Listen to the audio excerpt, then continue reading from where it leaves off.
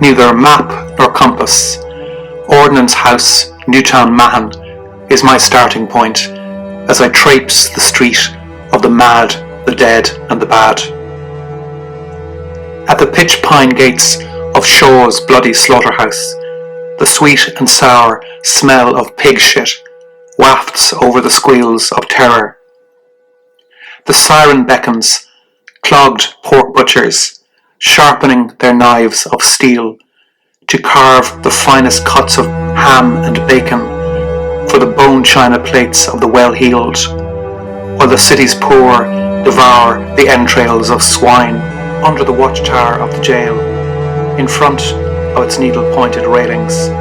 My first salute is from a dancing, tweed-coated, toothless man.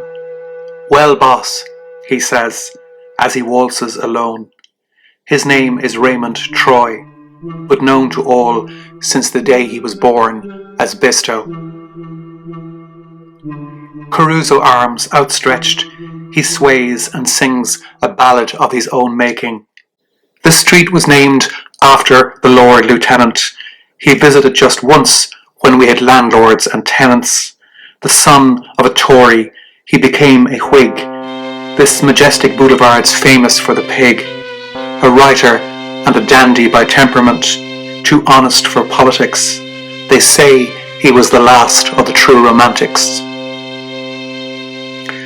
Oh, Normanby Street has everything. Markets to sell butter, pigs and hay. A battery to keep the natives at bay.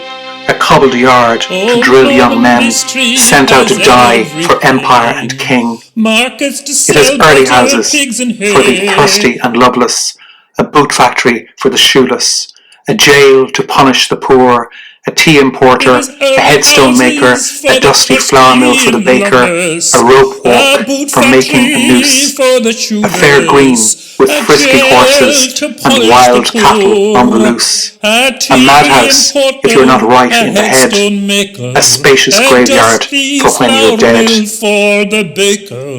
The whole town knows Bisto.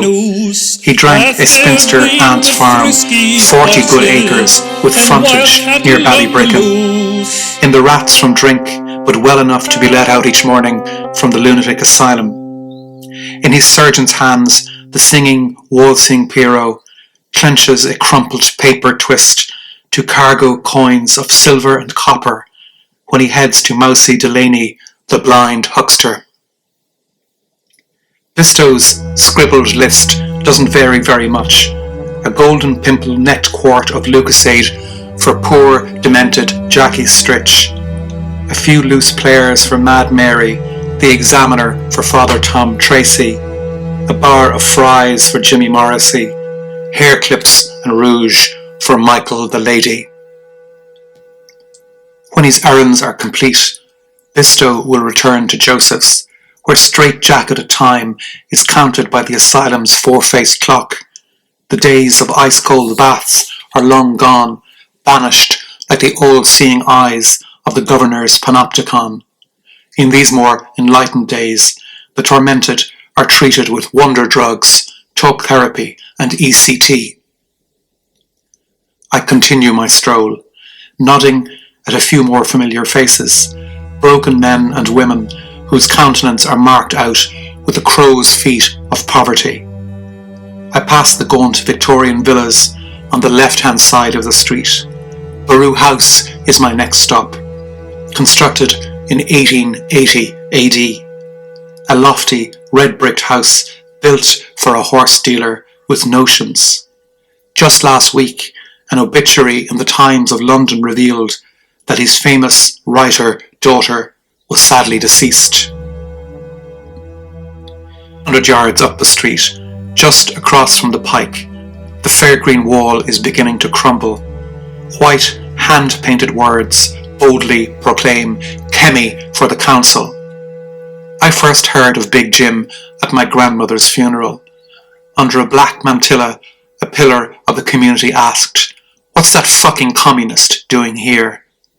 The solid stonemason stayed at the back of the cathedral, quietly paying his respects. I crossed the forked road, continuing on my way. My quarry this morning is to find the final resting place of Ellen Sharkey, aged 53 in 1855. Ellen was the very first to be placed under the stony, loamy soil at Spittal Land, location 90A. For 6 years, the wealthy of the town refused to be buried, alongside the poor, starving and demented. This was finally resolved by creating separate quarters for the poor and the quality. Who says death has no hierarchy?